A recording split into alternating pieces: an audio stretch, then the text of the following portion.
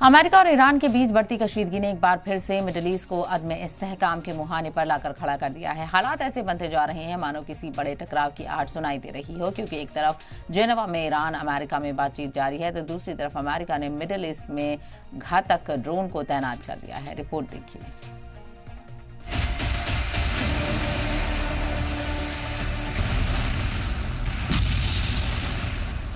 आसमान में मंडराते लड़ाकू तैयारे, समंदर में तैनात जंगी जहाज और अब मिडिल ईस्ट में कामकाजी ड्रोन। मिडिल ईस्ट में हलचल तेज है। अमेरिका ने मिडिल ईस्ट में अपनी फौजी मौजूदगी और मजबूत कर दी है।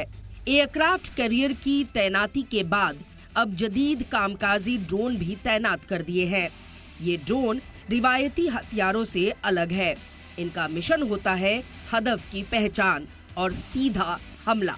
कुछ ही मिनटों में दुश्मन के ठिकाने को तबाह करने की गुंजाइश इन्हें बेहद खतरनाक बनाती है।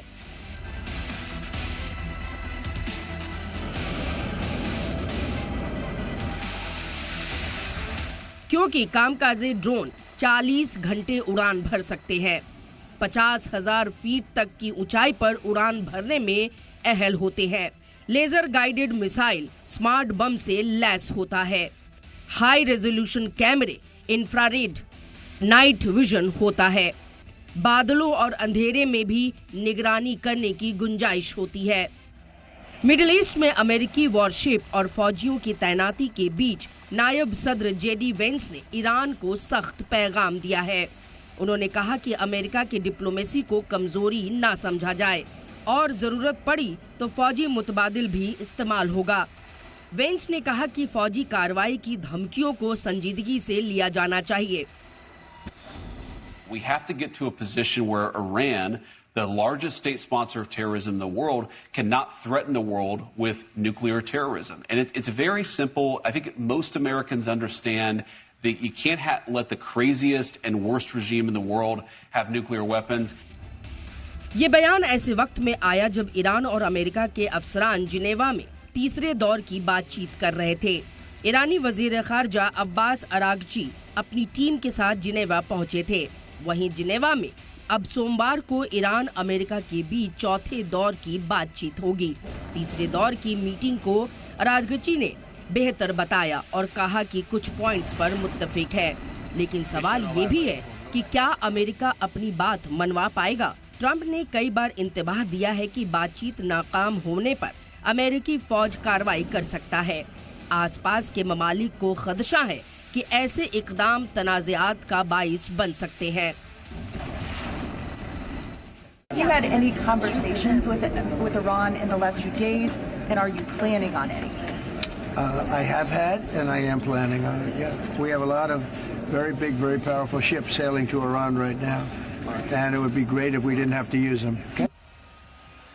ईरान पहले ही चेतावनी दे चुका है कि किसी भी हमले की सूरत में मिडिल ईस्ट में मौजूद सभी अमेरिकी फौजी अड्डे उसके निशाने पर होंगे, जिससे खित्ते में तैनात हजारों अमेरिकी फौजियों की सिक्योरिटी को खतरा हो सकता है, जिसको लेकर तशवीश बढ़ गई है।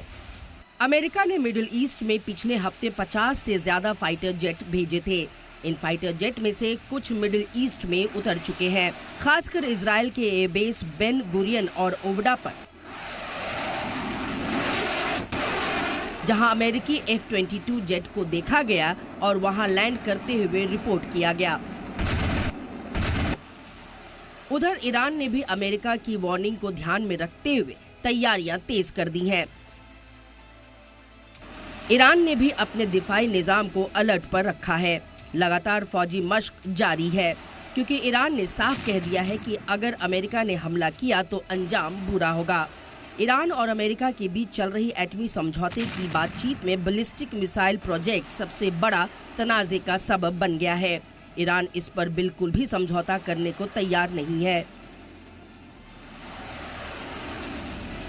वहीं अमेरिका चाहता है कि ईरान हिजबुल्लाह, हौसी जैसे प्रॉक्सी ग्रुप्स को हिमायत देना बंद करे। अमेरिका इस मुद्दे को शामिल भी करना चाहता है, लेकिन ईरान खासकर सिर्फ जौहरी मुद्दे पर फोकस रखना चाहता है। अगर हालात बिगड़ते हैं तो असर सिर्फ मिडिल ईस्ट तक महदूद नहीं रहेगा। आलमी तेल बाजार आलमी कारोबार और सिक्योरिटी हालात सब मुतासिर हो सकते हैं। दुनिया की नजर अब वॉशिंगटन और तेहरान पर टिकी है।